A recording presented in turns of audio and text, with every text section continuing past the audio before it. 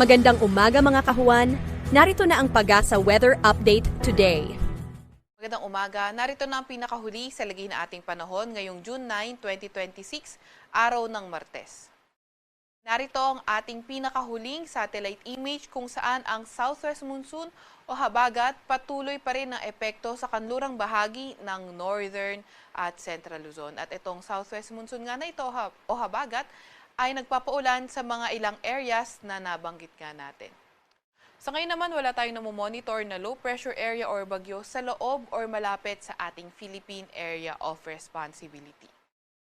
Para naman sa lagay ng panahon, ngayong araw asahan nga natin yung southwest monsoon na magdadala ng maulap na papawirin at mga kalat-kalat na pag-ulan, pagkidlat at pagkulog sa lugar ng Ilocos Region, sa may Zambales, sa may Batanes at Babuyan Islands. Kaya ingat lalo na sa mga inuulan ng mga nakaraang araw pa sa mga banta ng pagbaha o hindi kaya pagguho ng lupa.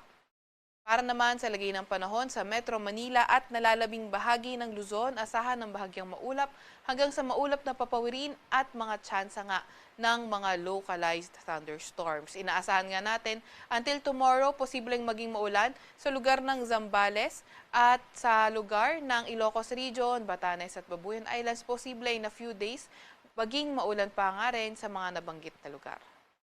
Agwat ng temperatura ngayong araw sa Metro Manila ay 26 to 33 degrees Celsius. Batanes at Babuyan Islands, posible in a few days, maging maulan pa nga rin sa mga nabanggit na lugar. 32 degrees Celsius sa Maylawag. Agwat ng temperatura ngayong araw sa Metro Manila ay 26 to 33 degrees. Agwat ng temperatura sa May Tagaytay ay 24 to 31 degrees Celsius at 25 to 33 degrees Celsius naman sa May Legazpi.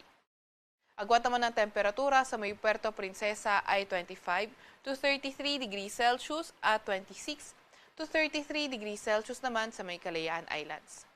Para naman sa lagay ng panahon sa Visayas at Mindanao, inaasahan nga natin yung patuloy na bahagyang maulap hanggang sa maulap na papawirin pa rin at pagdating ng hapon, tumataas sa mga tsansa ng mga localized thunders. At least in the next 3 to 5 days, posible nga magpatuloy yung ganitong klaseng panahon pero mahaba yung span ng time ng 3 to 5 days.